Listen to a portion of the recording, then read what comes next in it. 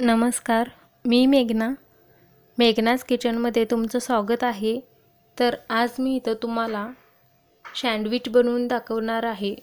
खूप सोपी आणि 2 प्रकारचं मी इथं तुम्हाला बनवून दाखवणार आहे। तर व्हिडिओ आवडत असेल तर लाईक, शेअर, सबस्क्राईब करा। चला तर मग व्हिडिओला सुरुवात करूयात।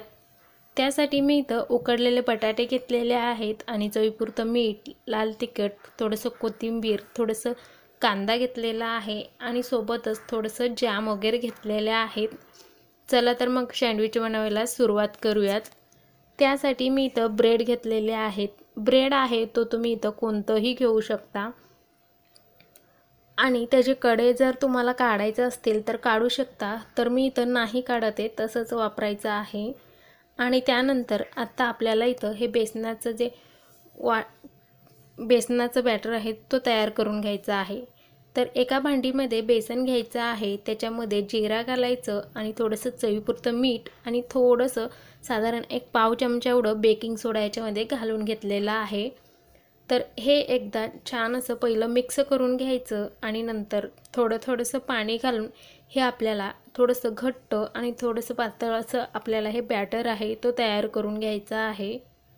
जर तुम्हाला ह्याच्यामध्ये जिरा घालायचं नसेल तर तुम्ही ओवासुद्धा घालू शकता आणि लाल तिखट थोडंसं 1 अर्धा चमचा घालू शकता किंवा नाही घातलं तरीही चालेल।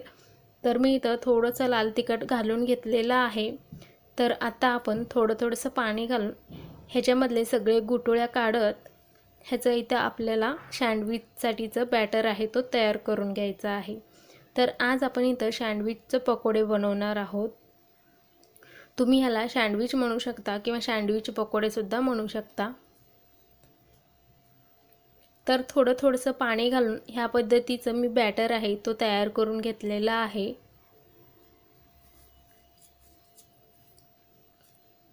एक सुद्धा ह्याच्यामध्ये असं गुठळ्या वगैरे राहता कामा नये। आणि त्यानंतर जे आपण उकडून घेतलेले बटाटे आहेत कुकरला लावून 2 शिट्टी मी हे काढून घेतलं आणि त्यानंतर थंड झाल्यावर याच्यावर जे साल आहे तो काढून अर्ध भाग आहे ह्याचं करून घेतलेला आहे। आणि इथं 1 कांदा मी चिरून घेतलेला आहे आणि सोबतच कोथिंबीर घेतलेला आहे। तर आता ह्याच्यावरती मी थोडंसं लाल तिखट आहे तो घालून घेतलेला आहे। तिखटाचं प्रमाण तुम्ही कमी जास्त देखील करू शकता। तर साधारण 1 अर्धा चमचा मी इथं चवीपुरतं मीठ घातलं आणि लाल तिखट थोडंसं घातलेलं आहे। तर आता आपल्याला हे बारीक करून घ्यायचे आहेत बटाटे। तुम्ही हाताने बारीक करून घेऊ शकता किंवा किसून घेऊ शकता किंवा असं मॅशसुद्धा करून घेऊ शकता। तर हे बटाटे पूर्णपणे थंड झालेले आहेत। तर पूर्ण थंड झाल्यावरतीच असं आपल्याला मॅश आहे तो करून घ्यायचा आहे। त्यानंतर कांदा आणि कोथिंबीर हे सगळं आपल्याला एकजीव असं मिसळून घ्यायचं आहे, मिक्स करून घ्यायचं आहे। आणि त्यानंतर हे ब्रेडला आहे तो असं मी मधोमध त्रिकोणी कट करून घेतलेले आहेत 4 ब्रेडला। आणि तुम्ही इथं कमी जास्त ब्रेडसुद्धा घेऊ शकता। तर आता आपण हे बटाट्याचं सारण तयार केलेलं आहे तो आपण ह्याच्यावरती लावून घ्यायचा आहे ब्रेडवरती।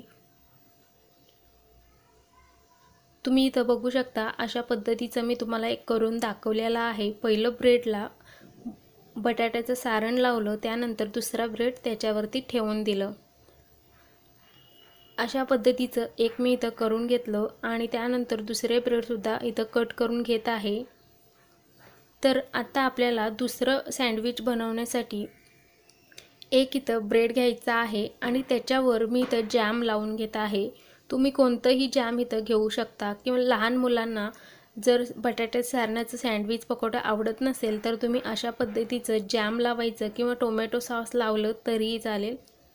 तर मी एका साईडला जॅम लावून घेतलेला आहे आणि एका साईडला बटर लावून घेणार आहे। तर ह्या पद्धतीचं सँडविच पकोडा एकदा करून लहान मुलांना नक्की द्या। तर हे मी इथं 2 वेळा लावून घेतलेला आहे। तर ह्या ब्रेडला आता मी इथं बटर लावून ह्या ब्रेडवरती ठेवून घेणार आहे। एका साईडला एका साईडला जॅम, एका साईडला बटर। तर सगळे असं एकदमच करून घ्यायचा आहे सँडविच आणि त्यानंतर आपल्याला पकोडे आहेत तो बनवायला सुरुवात करायचा आहे। बाजूला तसंच तेल गरम होण्यासाठी ठेवून द्यायचं। तर तेल इथं गरम होण्यासाठी ठेवून दिलेलं आहे, गरम झालेलं आहे। तर आता आपण लगेच आहे तो अशा पद्धतीने बेसनामध्ये बुडवून हे सँडविचचा आपल्याला पकोडे इथं बनवून घ्यायचे आहेत। गॅस इथं मध्यम किंवा मोठाच ठेवायचा आणि बघू शकता कढईमध्ये जेवढे बसतील तेवढे मी इथं सँडविच पकोडे आहेत तो घालून घेणार आहे। एक घातलेला आहे, त्यानंतर मी इथं दुसरा देखील घालून घेणार आहे। तर 2 मिनिटानंतर ह्याला आपल्याला पलटी करून घ्यायचं आहे।